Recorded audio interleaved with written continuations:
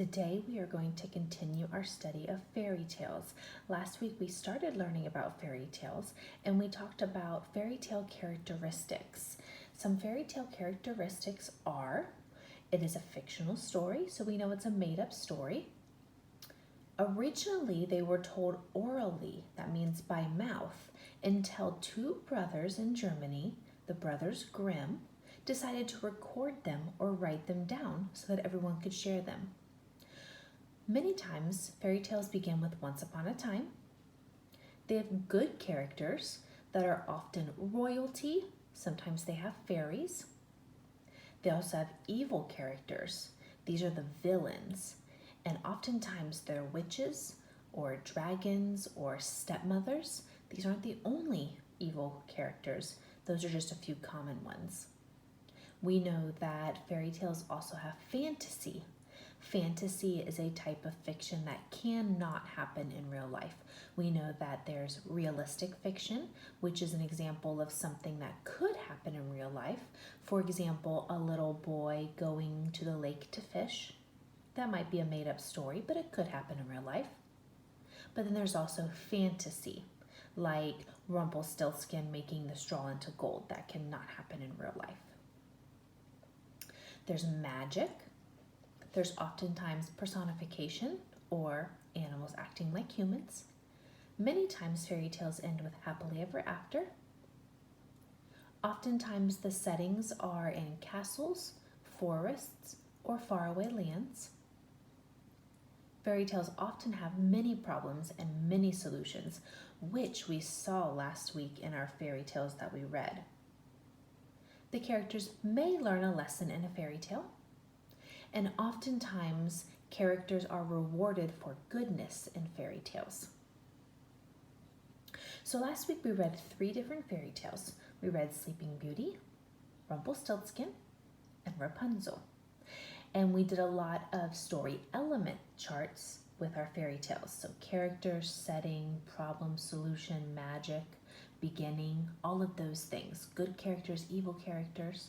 And we also did a lot of comparing and contrasting characters from fairy tales. So we compared and contrasted, for example, Sleeping Beauty and the Miller's Daughter. We compared and contrasted evil characters like Rumpelstiltskin and the Witch. So we did a lot of comparing and contrasting and a lot of looking at fairy tale characteristics. Today, we're going to read a brand new fairy tale, and you're probably wondering why there's a picture of a frog on the screen. That's because today's fairy tale is The Frog Prince. Now in today's fairy tale, of course, I still want you to pay attention to story elements, and I still want you to pay attention to the characters. But today we're going to focus on character actions and feelings. We've done this a lot before. We did it with fables and folk tales and different lands, similar stories. So as we read, I want you to pay attention to things that the characters say and the characters do that tell us how they feel. Sometimes the author of a story will not tell us exactly how a character feels, but instead will use different words and phrases in the story about things that the character does and says to help us figure out how they're feeling. So that's what we're going to focus on today. So each time we see these different examples in the story, I'm going to stop and point them out so you can pay attention and listen carefully so that you can figure out how the character is feeling in that part of the story based on what they say and what they do, how they are acting. Okay?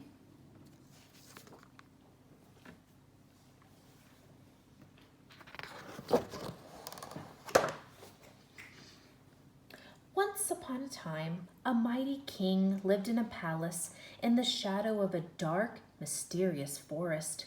He had only one child, a beautiful little girl with long, flowing hair, and her favorite plaything was a bright golden ball that looked just like the sun in the sky. Day after day, she would run and skip under the shadow of the huge forest trees, tossing and bouncing her ball to amuse herself. She liked to pretend that her ball was indeed the sun and that the whole wide world was hers to play with. One day, however, as she spun the ball in her little hands, it slipped from her fingers, rolled over the leafy ground, and fell splash into a deep well. Now, a well is a deep hole that has been dug in the ground that you get water out of. And if you look in the illustration, you'll be able to see the well at the top right here. She ran quickly to the edge of the well and peered in, but her beautiful golden toy had vanished into darkness.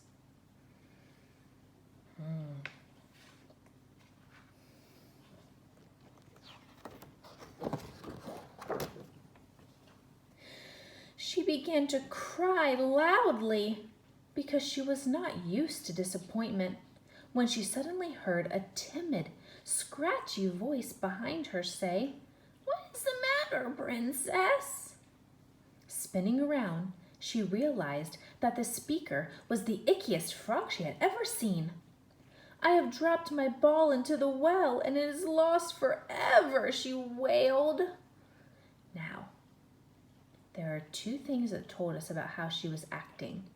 It said she began to cry loudly and she wailed. And that was the first example on our character actions and feelings chart. The princess began to cry loudly and she wailed. So I want you to think about how she's feeling. What does that tell us about how she's feeling in this part of the story? Take a minute and just think about that.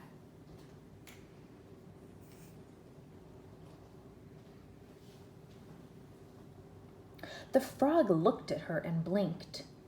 "I could get it for you if... Oh, Froggy, I'd give you anything you want if you could get my lovely ball back. You could have my crown."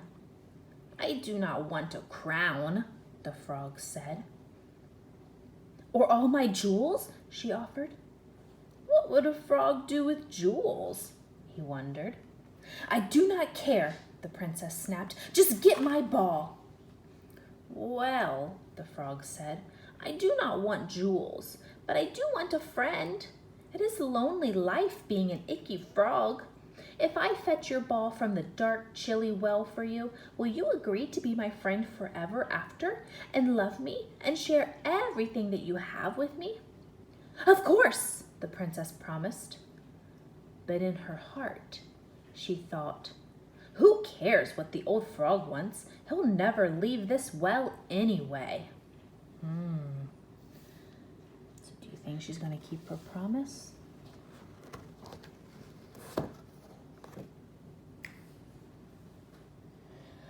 The frog did not know her thoughts, however, and he dived eagerly into the well. A few seconds later, he emerged from the water, holding the precious golden ball between two slimy, webbed hands. "It was very cold down there," the frog remarked, but the princess was not listening. Why do you think the princess wasn't listening?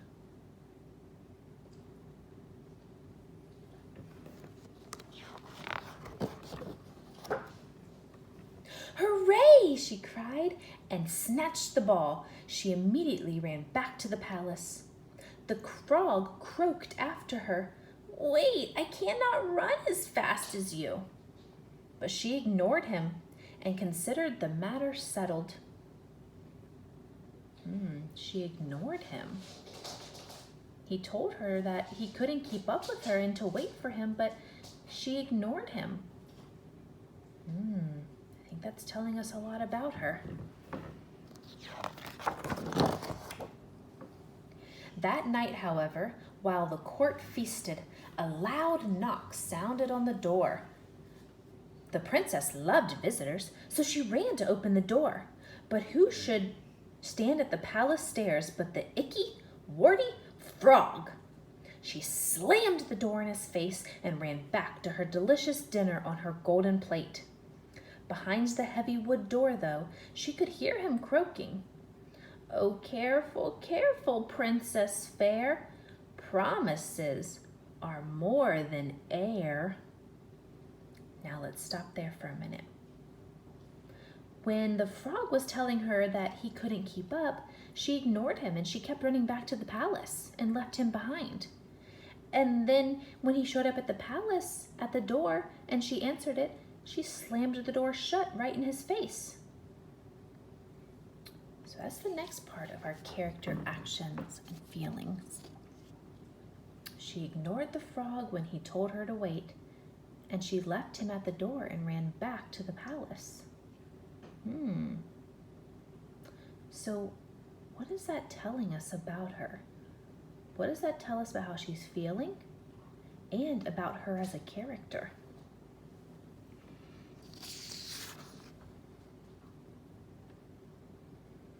He also says, "Oh, careful, careful, princess fair, promises are more than air."